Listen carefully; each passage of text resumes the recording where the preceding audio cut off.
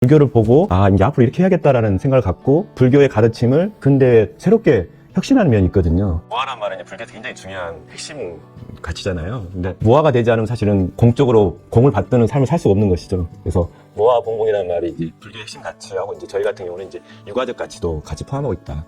수신제가 해서 수신하자는 이유가 제가 치고 평천하자는 거잖아요. 불교에서는 아무리 왕가의 출신이라 하더라도 출세관의 어떤 지향이 좀 있다면 유가는 이제 반대라고 하는데 원불교 같은 경우도 같이 맞물려 있어요. 그래서 저희도 이제 출가라는 표현을 쓰긴 하지만 전무 출신 이런 출신이라는 표현을 쓸 때 출신의 개념은 그 불교의 출가 개념하고 유가의 출신 개념이 사실 오히려 조화된, 그래서 지향은 출세관적이지만 실천은 이제 굉장히 세관적인 방식으로 하도록 이 두 가지를 사실은 중도적으로 조화를 시키는 게 사실은 어쩌면 이제 원불교뿐만 아니라 근대의 물질혁명 시대를 맞이하고 있는 모든 종교의 중요한 과제가 아닐까. 원불교 편, 우리 장진영 소장님께서 내신 소태산이 밝힌 정신개백의 길, 이 책을 읽으면서 저는 이제 원불교를 애정을 가지고 많이 연구도 하고 봤는데 또 이 책을 보면서 원불교를 또 새롭게 알아가는 것들이 굉장히 많이 있더라고요.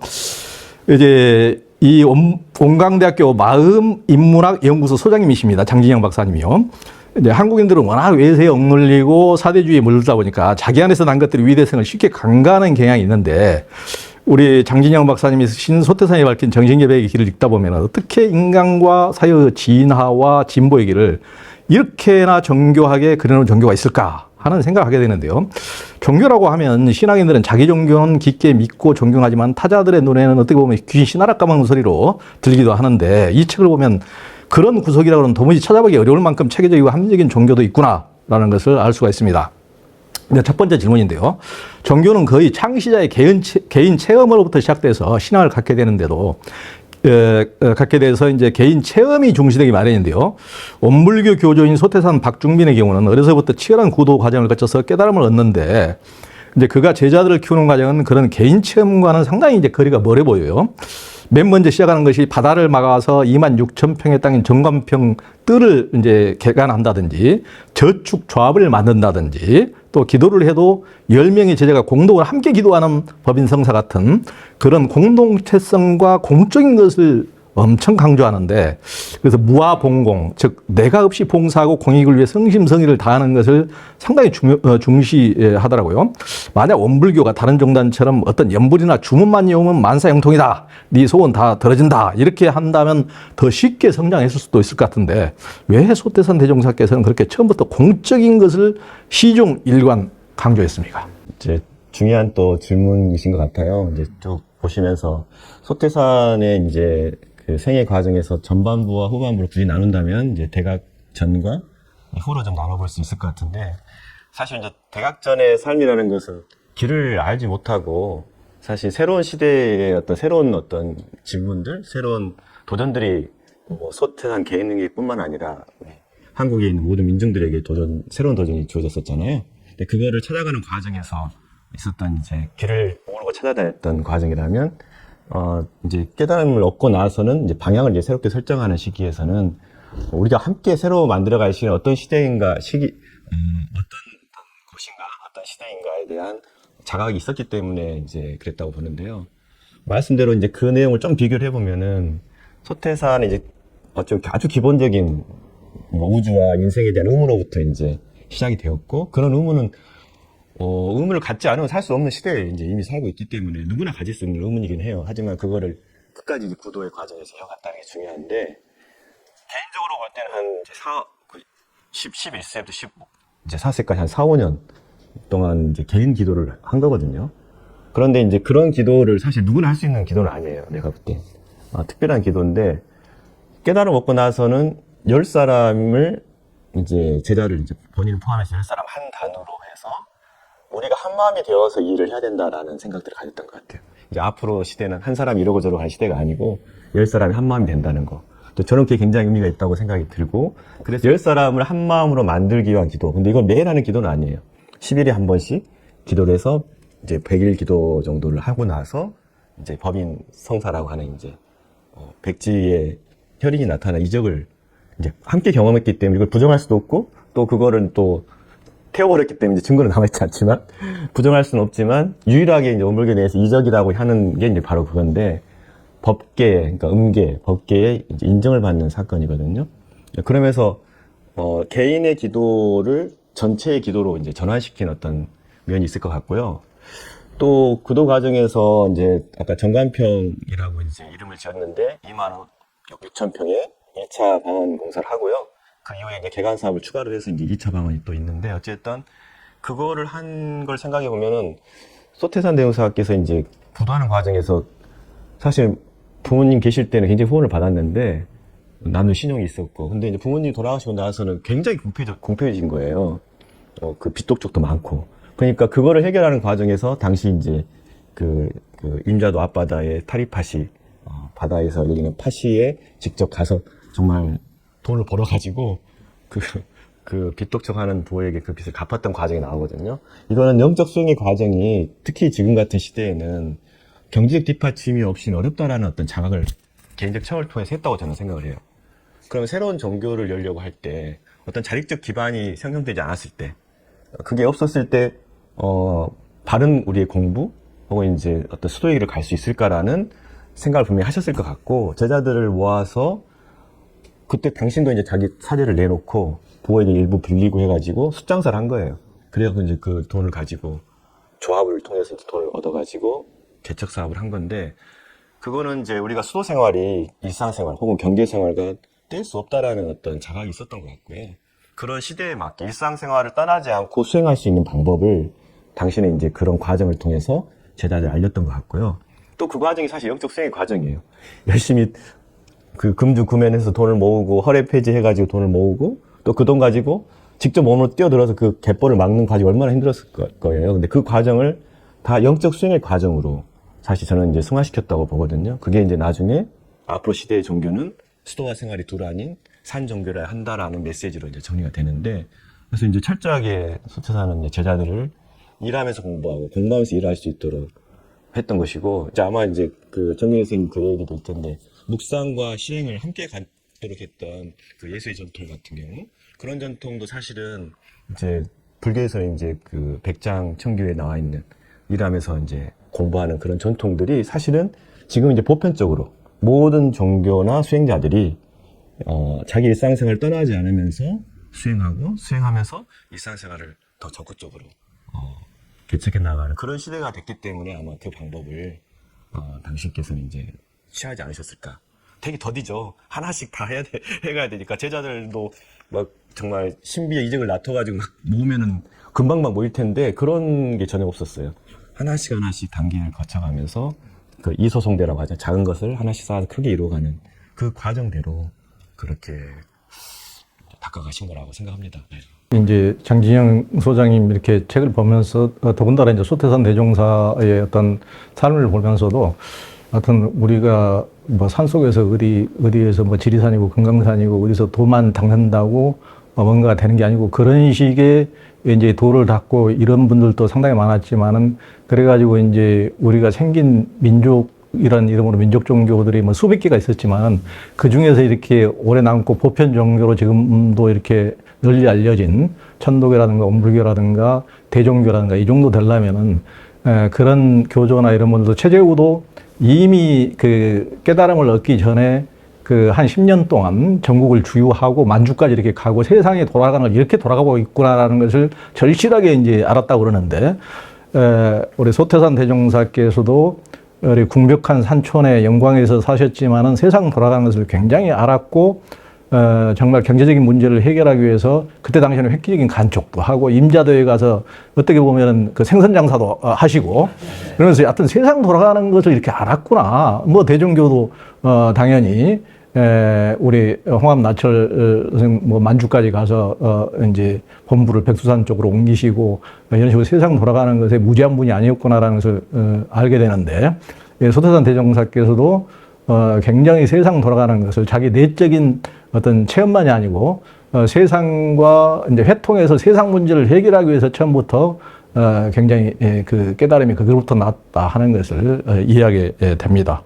이제 온불교에 대한 온불교로부터 느끼는 이제 매력이 있어요. 그러니까 저는 이제 동학을 신학대학원 다닐 때 동학을 그 논문 썼거든요.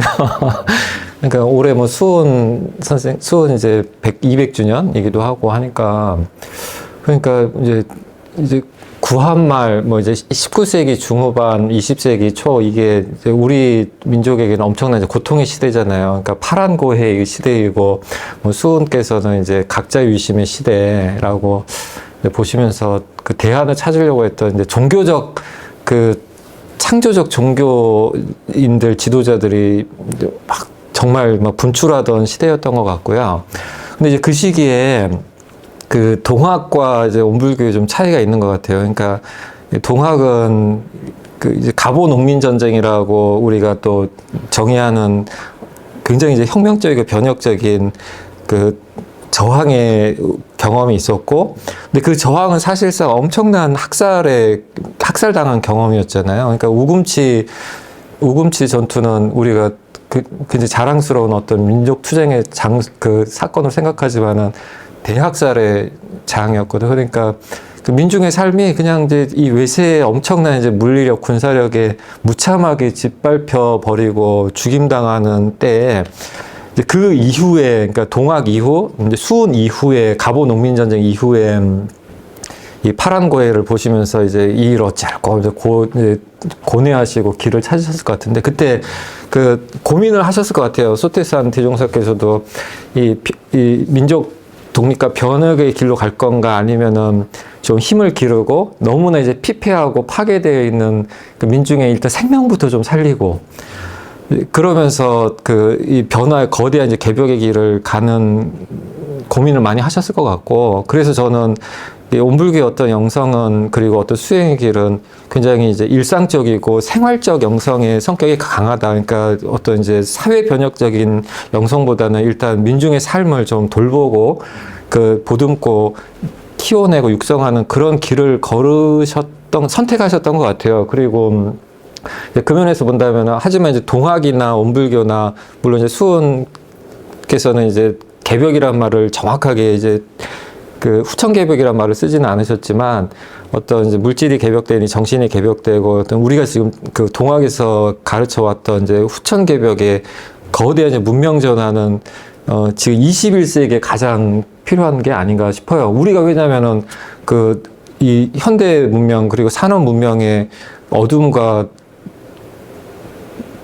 파국을 20세기 내내 겪어왔잖아요. 그래서 그 면에서 본다면 이 소태산 대종사께서는 이제 한 100년 동안에 우리의 이제 내적인 힘, 공동체적 힘을 기르도록 그 길을 이제 밝혀주신 것 같고, 이제 우리는 진정한 정신개벽, 문명전환의 시대로 간 게 아닌가 싶어서, 이제 그 면에서 온불교 영성이 가지고 있는 생활영성적인 그 매력이, 힘이, 지혜가 되게 있는 것 같아요. 그것을 이웃 종교들도 배울 수 있을 것 같아요. 어떤 식으로 뭔가를 고민해서 만들어 가신 분들의 자취를 보면 제가 가끔씩 놀라는 것은 어떤 거냐면요.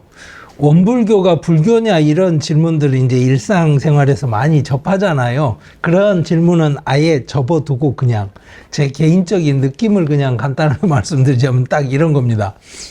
중국 불교의 시기와 한국 불교의 시기를 다 지난 다음에 근현대의 수행론하고 세상의 문제 해결하는 것에 대한 고민을 했던 분들이 보여주는 굉장히 많은 개념과 패턴들이 제가 옛날에 인도 고대에서 보는 수행론의 근본 패턴을 돌아가는 것 같은 느낌을 굉장히 많이 받아요. 아까 저희들 말씀 나눌 때 쉴라, 개에 대한 이야기도 했었고 뭐 이랬는데, 그런 게 저한테는 굉장히 인상적이고 또는 약간 놀랍기도 하고 그렇습니다. 그러니까 진심을 갖고 수행을 하던 사람들이 찾아가게 되는 어떤 공통의 길이 있지 않나, 이런 식의 느낌을 그냥 받는 겁니다. 이론적으로 이거와 이거 구조적으로 동일하다 뭐 이런 게 아니고요. 그리고 또 하나는 굉장히 붕 떠 있지 않고 그 생활 안에 정말 구현이 될 만한 구체적인 구체성? 이런 걸 갖고 나가는 이야기들을 발견하게 돼서 그렇습니다. 네, 그렇죠. 그러니까 요즘에 이제 그 백낙청 교수님도 어떤 개벽에 대한 책도 뭐 도올 김영웅이라든가 왕남 교수님 또 우리 이정미 교수님 이은성 교수님 초청해서 대담도 하시고 그런 이제 책도 내시고 하셨던데, 그러니까 우리 소태산 박중빈 대종사는 어떤 뭔가를 뭐 파뜩 깨달았다 이런 차원이 아니고 시대의 어떤 패러다임의 전환을 상당히 구체적으로 정교하게 이렇게 제시했다는 점에서, 야, 이게 이 산골에서 돈만 닦아가지고 20대에 이런 게 어떻게 나올 수가 있지 할 정도로 놀라움을 금할 수가 없죠. 네. 저기 덧붙이면 또 이렇게 금주, 금연, 도박 안 하고 이렇게 사랑받는 남편이 되는 아까 말처럼 습관이라고 하는 관점에서 보면 아주 훌륭한 습관으로 사랑받는 남성이 되는, 이것도 이게 공중파 같은 위험한 발언이죠. 네, 여하튼 아니, 사랑 받아야 됩니다. 무아공공 말씀도 하셨는데 사실 무아란 말은 이제 불교에서 굉장히 중요한 핵심 가치잖아요. 근데 무아가 되지 않으면 사실은 공적으로 공을 받드는 삶을 살 수가 없는 것이죠. 그래서 무아봉공이라는 말이 이제 불교의 핵심 가치하고 이제 저희 같은 경우는 이제 육아적 가치도 같이 포함하고 있다. 수신제가 해서, 그러니까 수신하자는 이유가 제가 치고 평천하자는 거잖아요. 그러니까 불교에서는 아무리 뭐 이렇게 뭐 왕가의 출신이라 하더라도 출세간의 어떤 지향이 좀 있다면 육아는 이제 반대라고 하는데, 원불교 같은 경우도 이걸 묘하게 이게 같이 맞물려 있어요. 그래서 저희도 이제 출가라는 표현을 쓰긴 하지만 전무 출신, 이런 출신이라는 표현을 쓸 때 이 출신의 개념은 그 불교의 출가 개념하고 육아의 출신 개념이 사실 오히려 조화된, 그래서 지향은 출세간적이지만 실천은 이제 굉장히 세간적인 방식으로 하도록 이 두 가지를 사실은 중도적으로 조화를 시키는 게 사실은 어쩌면 이제 원불교뿐만 아니라 근대의 물질문명의 시대를 맞이하고 있는 모든 종교의 주요한 과제가 아닐까. 근데 그래서 백낙천 교수님 말씀도 하셨지만 그 근대 이중 과제론이라는 문제제기를 할 때 근대를 어떻게 수용할 건가 하고 근대를 어떻게 극복할 건가라는 두 과제가 이제 한국뿐만 아니라 모든 식민을 겪은 나라들이 이제 과제로 주어졌는데, 사실 그것을 실행한 게 이제 뭐 척사파나 뭐 개화파가 아니라 이제 개벽파라고 이제 최근에 지어진 이제 이름 붙여진 이제 표현이지만, 그런 개벽파들이 그나마 명맥을 유지하고 어떤 새로운 시대의 역할을 할 수 있는 그런 계기가 아닌가. 그래서 이제 그 부분이 사실 원불교도 지금 계속 그걸 유지하는 게 굉장히 과제고요. 앞으로 근대 종교나 이제 새로운 물질 문명의 시대의 종교들은 그 부분을 놓치지 않고 가야 되지 않을까라는 저는 생각을 계속 하게 됐습니다. 우리 박형대 교수님도 뭐 공통점도 있고 그래서 지금 질문을 좀 하나 하고 싶었는데요. 장 소장님하고 저하고 공통점은 후발 종교 전통을 공부한다는 거거든요. 뭐 차이점이 있다면 저는 제가 믿지 않는 종교를 공부하고 장 소장님은 믿는 종교를 공부하시는데, 그러니까 이슬람은 사실 누가 제 이야기가 좋냐면 유대교, 그리스도교를 이해를 하고 있는 사람이나 이슬람은 되게 편해요. 어차피 후발 종교 이슬람 자체가 자신들이 새로운 종교가 아니라 하느님이 이미 유대인들한테 줬고 그리스도인이 줬던 말씀을 다시 주는 거다. 그러니까 오래된 세계라고 이해하거든요. 그랬었을 때 불교를 아는 사람들은 원불교를 더 이해하기가 더 쉬울 것 같은데, 그 원불교에서 가장 많이 쓰는 말이 마음 공부란 말 굉장히 많이 쓰잖아요. 그게 도대체 불교의 마음 공부하고 원불교의 마음 공부가 어떻게 다른 건지 저는 항상 그게 궁금했습니다. 저는 어쨌든 이제 태어나면서도 원불교를 다녔기 때문에 뭐 원불교를 벗어날 수는 없는 삶이고, 이제 저 개인적으로는 어디 가나 걸어다니는 원불교였거든요. 근데 제가 원불교를 밝힌 이상부터는. 근데 제가 이제 박사과정은 이제 동국대에서 이제 화엄학으로 했습니다. 근데 사실은 불교 분들은 원불교를 잘 이해하지 못할 수 있어요. 네. 하지만 원불교를 저는 이제 먼저 공부를 했기 때문에 불교가 전부 다 깨지는 것 같은 저는 생각을 갖고 있습니다. 그래서 사실은 그러니까 역사적으로는 불교가 먼저고 원불교는 후발 주자이기 때문에 혹시 규모도 작고 그렇기 때문에 이제 그런 관계로 설명을 하면은 혹시 그럴지 모르지만, 원불교는 어찌됐든 불교를 보고 이제 앞으로 이렇게 해야겠다라는 생각을 갖고 불교의 가르침을 근대에 새롭게 혁신하는 면이 있거든요. 그러니까는 예를 들면 마음 공부하면 보통 사막으로 보통 얘기되잖아요. 개정의 사막이 당연히 있고, 그게 이제 선불교를 거치면서는 자성 사막 얘기가 나옵니다. 자성 속에 사막이 다 갖춰져 있다라는 굉장히 그것도 특이한 사상이지만, 그 현상 사막을 현상의 어떤 그 하나하나의 어떤 문제를 풀어가는 사막의 어떤 패턴하고, 이미 자성 속에 사막이 충분히 갖춰져 있다는 패턴, 굉장히 다른 패턴이거든요. 근데 이 두 가지가 사실 원불교에 다 들어와 있어요. 그 원불교 사막은 자성을 떠나지 않으면서도 그 어리석은 그 경계마다 이루어나는 요란함 어리석은 그름을 닦아가도록 했거든요. 그러니까 도노적인 베이스에서 점수적인 태도를 갖고 있는 것처럼 두 가지를 어떻게 조화시키는가가 또 들어있어요, 사막에도. 그리고 이제 사막의 내용도 개정해를 보통 이제 뭐 아비달마 이후로는 이제 그 순서를 보통 갖추고 있지만 원불교는 정신수양, 그러니까 정을 먼저 얘기하고 그 다음에 개를 나중에 얘기하는데 내용이 좀 이제 정신수양, 사리연구, 작업치사 이렇게 해서 좀 구분이 되는데 정신수양은 말 그대로 사마타 이빨사나가 조화된 상태예요. 선불교에서는 적적함과 성성함, 고요함과 이제 뚜렷하게 깨어있는 마음이 함께 조화를 이루는 이것도 사실 중도적인 태도인데 이 태도를 갖는 게 중요한데 이 정신수양이 이렇게 들어있고요. 사리연구도 보면은 이치만 연구하는 게 아니라 이를 연구하도록 하셨거든요. 재밌는 게 이치는 이제 말 그대로 이제 근본 무지를 다루는 거죠. 무명의 문제를 다루는 문제라면 현실의 무지. 세상은 너무 빨리 변하기 때문에 뭐 금방금방 무지해지는 거예요, 사실은.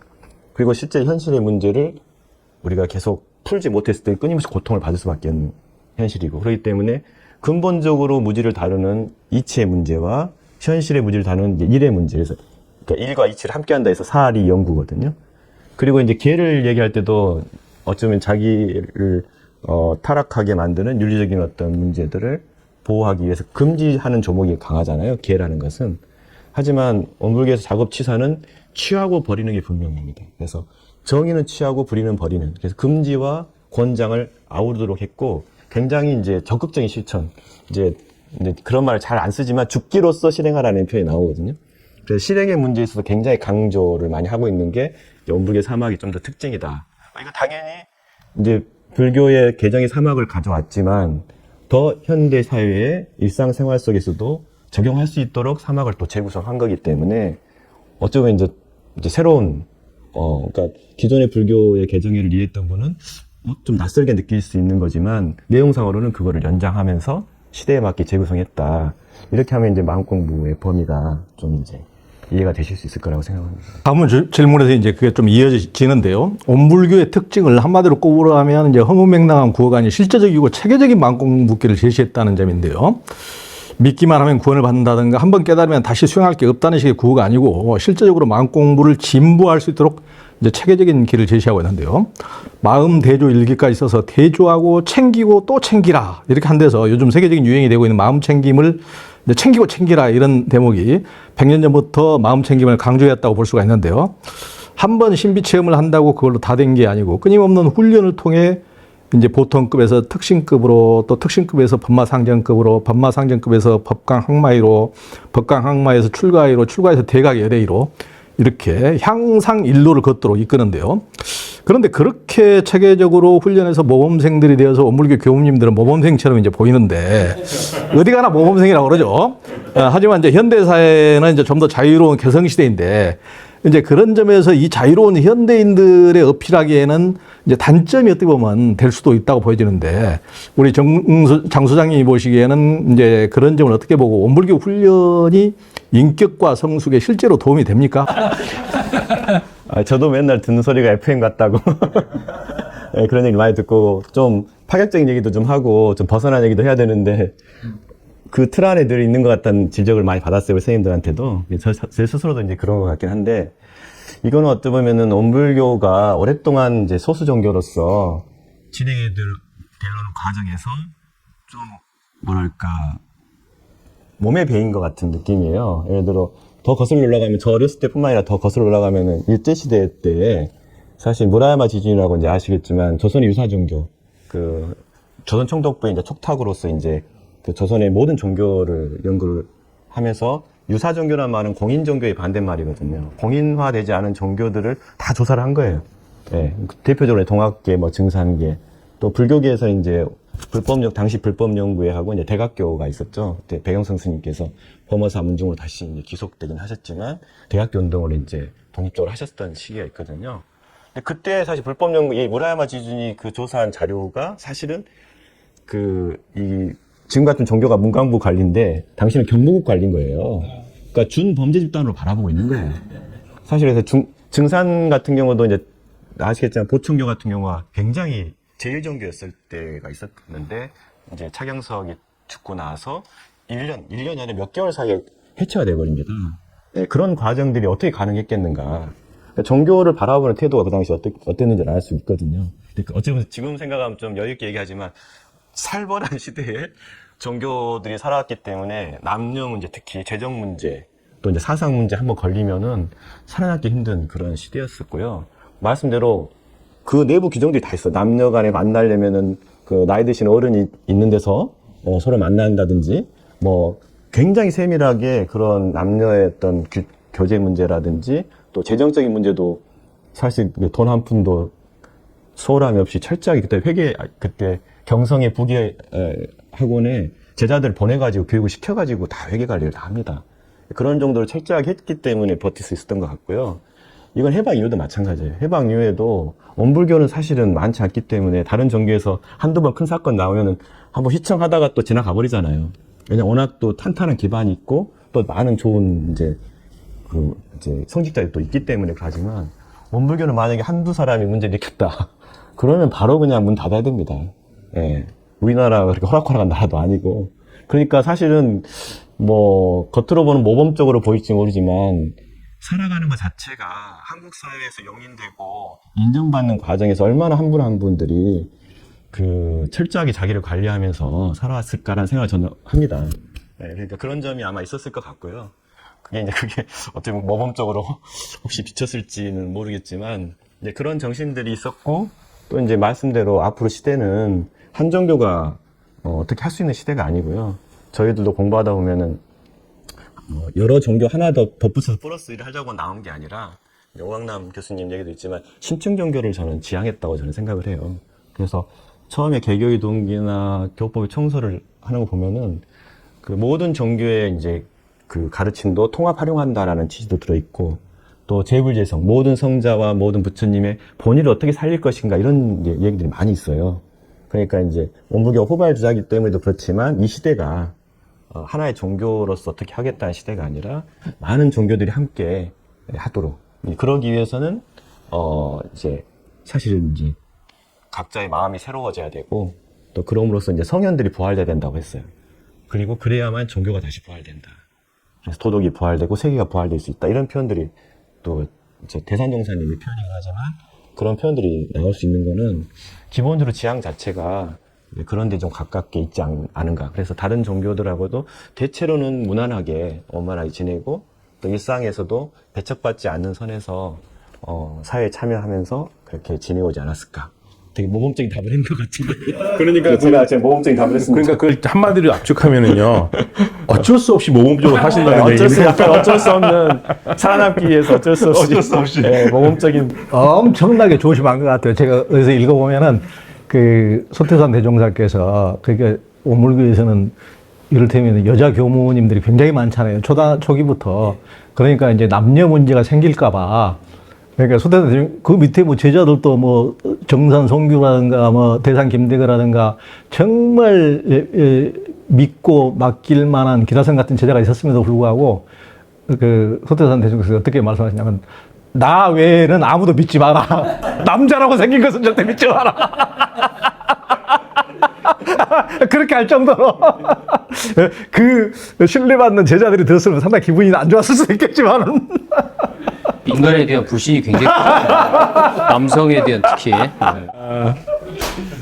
맞습니다. 여성들의 활동들이 굉장히 또 원불교는 초기부터 굉장히 중요했고요. 저도 제 은사님이 이제 여자 교무님이신데 사실 여성들이 초기부터 헌신하지 않았으면 원불교가 있지 않았을 거라고 제가 생각합니다. 사실 이것도 종교사적으로 좀 이런 사례가 있는지 모르겠는데 이제 정법사 최고 위에 있는 정법사님은 아직 안 나왔지만 남녀가 항상 동수로 최고 의결기관을 구성하고 또 여성들이 뭐 교정원 저희 이제 교정을 최고 책임지는 교정원장을 몇 분 하셨어요. 일단 교구장이라든지 또 뭐 다양한 곳에서 여성들이 차별 없이 교육도 받았지만 현재에서 활동을 하거든요. 그러니까 그런 것들도 보면은 되게 특이하다. 예. 최근에는 이제 또 거기에다가 최고 수의단을 개방하는 이제 교원 개정이 이루어졌어요. 그래가지고 제가들이 최고 의결기관에 참여할 수 있도록 그렇게 이제 지금 구성이 되고 있거든요. 천주교가 좀 배워야 되는데요. 네, 그런 점은 저희가 이제 좀 작기 때문에 좀 합의만 되면 얼마든지 새로운 변화를 일으킬 수 있는 또 유연성도 있지만 그런 것들이 다시 소태산 대종사 때부터 남녀 그 재가출과 구분 없이 교화단을 구성했고 단을 구성했고 또 남녀 당시에 돌아가시기에 여자 수의단을 다 구성해 놓고 가셨어요. 다행히. 그래서 이제 그런 점에서 그 전통이 계속 지금까지 이어지고 있다는 거예요. 그러니까 이제 가톨릭과 온불교가 가장 단일한 체제로 군대 조직처럼 되어 있기 때문에 혼자 거기서 삐져나갔다가는 바로 이제 거의 심한 말로 해서는 총살감이다. 이렇게 이제 되기 때문에 삐져나가기 어려운 측면이 이제 단일성 때문에 체계 때문에 뭐 불교나 개신교는 뭐 이제 그런 단일한 조직이 아니기 때문에 혼자 단독 플레이가 가능하지만 여기 단독 플레이 했다가는 바로 살아남기 어려운 이제 구조 예. 네, 오물교한테 천주교가 배울 게 많습니다.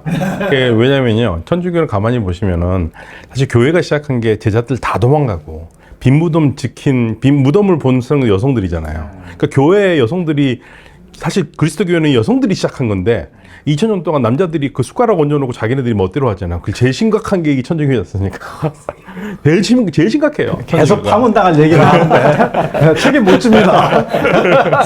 박현도 선생님은 이제 지금 이슬람을 대변해서 나오신 건데 천주교는 이제 제가 얘기해야 되는데 근데 이제 사실 개신교도 배울 게 많아요. 온불교에서. 그러니까 개신교는 상당히 이제 한국의 개신교는 상대적으로 좀 모던하다, 뭐 현대적이라고 할 수 있겠지만 실제 그 여성, 남성 이런 이제 양성평등 관계에서 보면 아직도 여성 이제 성직자 목사 안수를 안 하는 교단들이 있고 아주 보수적인 교단들이 있고 그리고 여성 성직을 허용하는 교단에서도 총회 이제 중요한 것은 의사결정이잖아요. 뭐 사회적 현안이든 아니면 교회 내적 현안이든. 근데 그걸 이제 결정하려면 총회라는 곳에서 해야 되는데 진보적인 교단도 그 여성 성직자 목회자 뭐 총대라고 하는데 회원의 비율이 한 10%뭐 아래면 그 고언저리인 거예요. 그러니까 사실상 한국 교회 어떤 교회적, 사회적, 정치적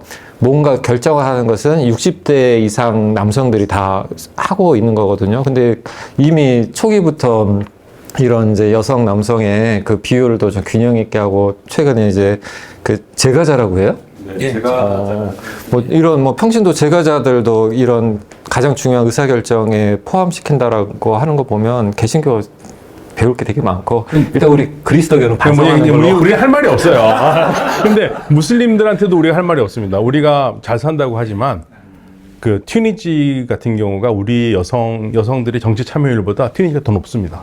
그러니까 누가 도대체 여성들이 사회에서 하는 목소리가 한국이 더 큰 것 같지 않아요? 절대 아닙니다.